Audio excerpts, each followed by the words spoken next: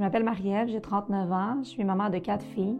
Ma petite dernière s'appelle Rose, elle va bientôt avoir 3 ans, puis elle est atteinte du CTNN-B1.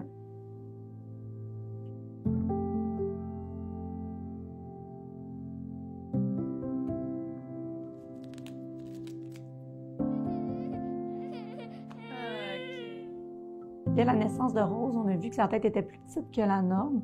Alors là, elle a un suivi médical plus serré pour ça, pour s'assurer que c'était rien de grave. Avec le temps, on a vu qu'elle avait de la difficulté à atteindre les sphères de développement normales des enfants de son âge, comme tenir sa tête, tenir assise, marcher à 4 pattes et ainsi de suite. Puis aussi, il y avait le strabisme là, qui était présent, qui donnait des signes que peut-être qu'il y avait quelque chose d'anormal. Alors là, les tests génétiques ont été lancés, puis c'est là que le diagnostic est tombé. Le CTNN-B1, c'est une maladie qu'on pourrait considérer comme très rare. On parle d'un peu plus de 400 enfants présentement qui sont connus, répertoriés dans le monde. Quand on a su le diagnostic, ça a été un choc. On s'attendait, on savait qu'il y avait quelque chose qui clochait quand même chez Rose. On avait espoir qu'elle pourrait rattraper ses retards en grandissant. Rose, elle a appris à marcher tardivement, mais vu les raideurs dans ses jambes, elle tombe souvent. Son équilibre est vraiment difficile, ce qui fait en sorte qu'il y a beaucoup de chutes. Aussi, elle ne peut pas courir ni sauter. Elle a un retard sévère de langage. Elle ne peut pas s'exprimer comme elle voudrait. Fait que ça occasionne beaucoup de crises, beaucoup de pleurs, beaucoup de frustration, parce qu'on dirait qu'elle est comme prise dans son petit corps, puis elle ne peut pas nous dire tout ce qu'elle voudrait nous dire.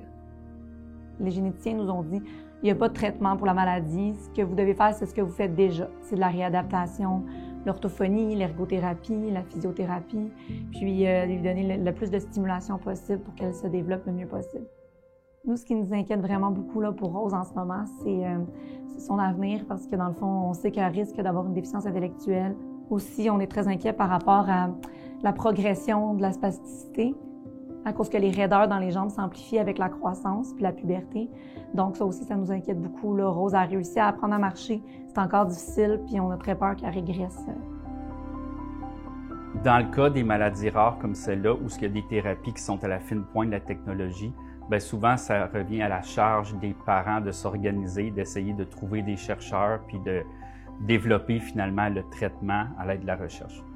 Dans le cas du CTNN-B1, on est chanceux. Il y a un regroupement mondial de parents qui a été fondé et il y a des recherches qui ont été faites pour guérir le gène du CTNN-B1. La thérapie génique, ça permet finalement d'aller corriger le gène qui est défectueux.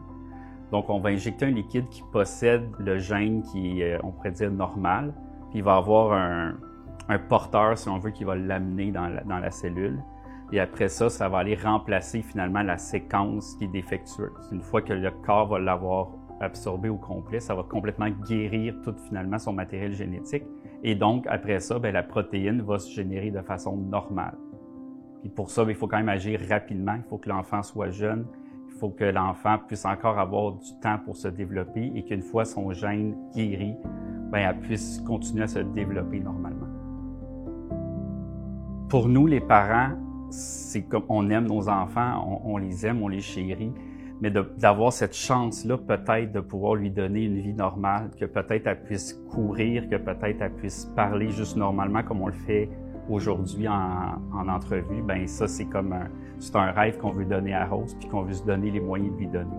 Présentement, bien, les parents se regroupent, on se met tout ensemble dans le monde puis on essaie de récolter le maximum de fonds pour pouvoir lancer les essais cliniques. Puis là, on parle vraiment de guérir les enfants pour qu'ils puissent, on espère, avoir une vie normale à long terme. Parce que chaque don peut faire une énorme différence dans l'avenir de Rose puis aussi des autres enfants atteints du CTNN. Rose, elle m'impressionne beaucoup malgré sa différence, malgré ses défis. Elle progresse tous les jours. Elle est de bonne humeur, elle est souriante. C'est vraiment notre petit rayon de soleil.